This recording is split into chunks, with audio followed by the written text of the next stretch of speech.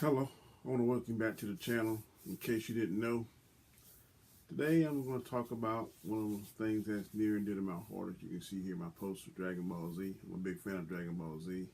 I love Goku, but Vegeta is my favorite character by far. And today I want to pose a question. And the question is, I've heard this talked about on different channels, and I've heard people say one way or the other, but if you had a chance, opportunity, a wish, if you could summon the dragon Shenron and make a wish, and your choice was, would you rather be a Sith or would you rather be a Saiyan? Which would you choose? Me personally, I would choose the Saiyans. Let me give you the advantages. Saiyans, they age at a very slow rate. Each time they get defeated in battle, they come back stronger. Also, if they're almost defeated in battle, they have these things called sensu beams, which can instantly regenerate their energy and power. In addition to that, they have some kind of innate or some kind of driving force that makes them want to be stronger and stronger. If you notice in the Dragon Ball saga, when it first came on, Goku could barely beat Vegeta. It took him the Kaioken to defeat Vegeta, and he still barely beat him then. When he came back, he was stronger. You know, it's the next time that he went to Namek, he was strong enough, a little stronger than Vegeta, because I think he exercised on the ship 100 times gravity. When he got there, he was able to beat the Ginyu Force. And then the next time we see him, I think he was fighting Frieza, if I'm not mistaken. He was able to defeat Frieza because that's when he first became a Super Saiyan. And after he became a Super Saiyan, it was the Cell Saga, and he defeated Cell. Well, Gohan defeated Cell, but Goku prompted and he encouraged Gohan to finally get strong enough to beat Cell. It's been said in some of the readings that half Saiyans are stronger than full Saiyans. I don't quite understand that, but that's what it is. Anyway, Saiyans can fly, super strength, super speed. Goku has this thing called instant transmission where he can basically teleport. He can see the place in his mind, touches his forehead, he's in there. He's there and back in seconds. At first it was a little slower transition, but now he can do it almost instantaneously. And as he's touching someone, as he's physically touching someone, he can transport them as well. He has his spirit bomb, which is his ultimate weapon when all else fails, but his go-to is something called a Kamehameha wave. That's basically when he channels his chi on one blast, and usually depending on how strong he is at whatever level he is, because there's different levels to his power. There's just the basic Saiyan, there's Super Saiyan 1, there's Super Saiyan 2, Super Saiyan 3, his hair is a little bit longer. Super Saiyan 4, he has black hair, red body hair, and a tail. Then he goes to, I think it's Super Saiyan Blue, Super Saiyan Red, and then he goes to, the only one that's going to reach this level is Goku. He goes to Ultra Instinct. Well, that's when he can move without even thinking. Well, so far it seems to be defensively. I'm not sure he's mastered the offensive side of that, but when he's in this Ultra Instinct form, he's virtually unstoppable. Now I'm going to flip over to the Sith. The Sith, out of the whole Star Wars story, are my favorite characters, and I'm often wondering why they don't even do a movie toy on the Sith. I like the Jedi; they're the good guys, but the Sith just seem to be more ruthless and cutthroat, and the stories seem to be more something I'm drawn to and more interested about. But I'm going to say Sith and Jedi, depending on, they have similar like powers. Their main weapon is the lightsaber, which is an awesome weapon. Cut through anything, I believe, except for another lightsaber. They have telekinetic powers where they can move things with their mind.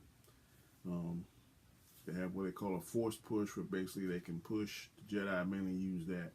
The Sith use it also, but it's mainly a Jedi weapon, an offensive weapon. The Sith tend to use it more The Jedi use it more as a defensive weapon. The Sith use it more as an offense.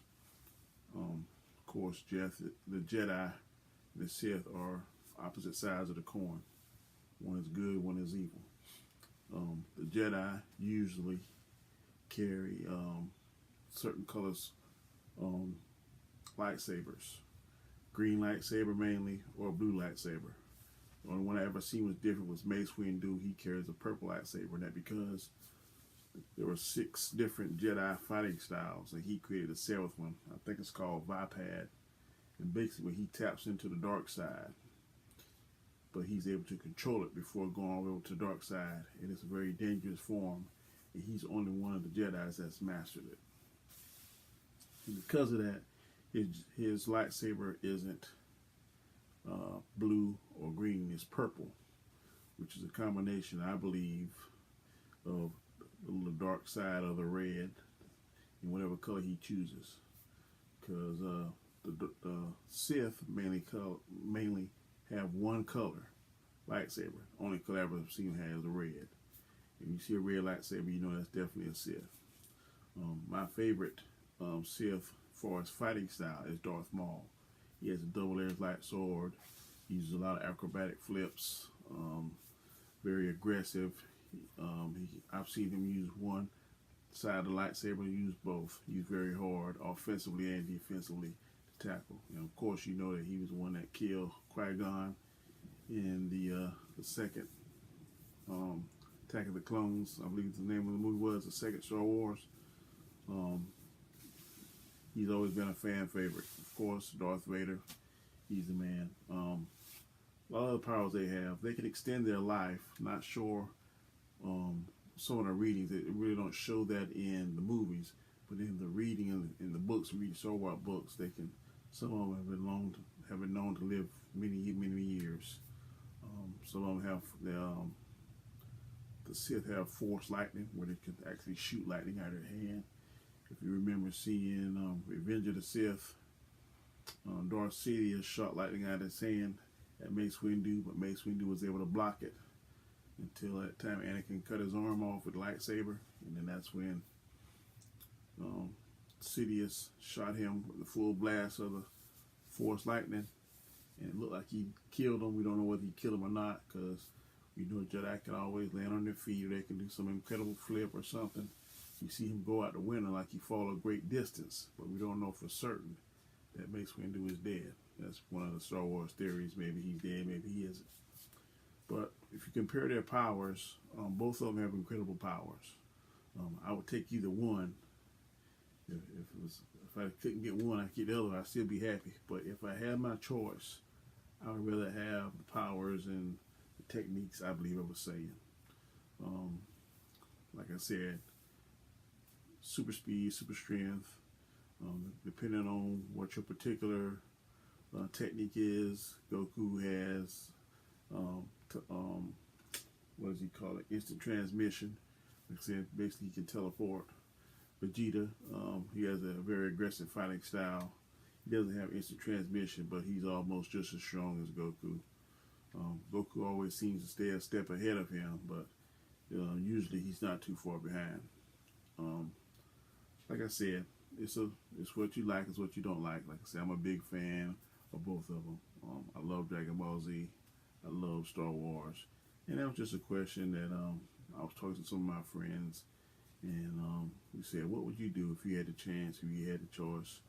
Would you rather be a Saiyan, or would you rather be a Sith or a Jedi in this case? So tell me what you think in the comments. I'm asking that you please subscribe to my channel, hit the little bell button so you can be notified every time I upload a different topic. And thanks for joining the show, and I hope to see you again. Have a good night.